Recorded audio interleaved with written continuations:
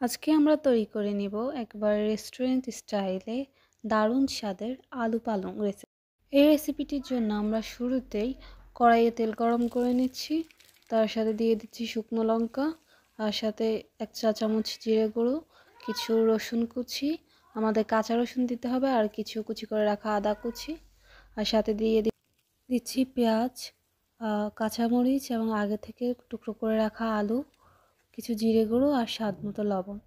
দিয়ে আমরা ঢাকনা দিয়ে দিচ্ছি। মশলাগুলো কষানো হয়ে গেছে, এবার আমরা এখানে দিয়ে দিচ্ছি টমেটো দিয়ে আমরা ভালো করে নেড়ে ছেড়ে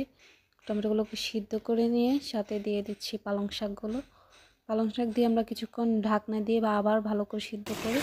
দিয়ে দিচ্ছি কিছু গুঁড়ো করে রাখা শুকনো মরিচ, তার সাথে দিয়ে দিচ্ছি ধনেপাতা দিয়ে ভালো করে রান্না করে আমরা এগুলোকে, আমাদের রান্না প্রায় শেষ, আমরা এগুলোকে এখন সার্ভ করে নিচ্ছি।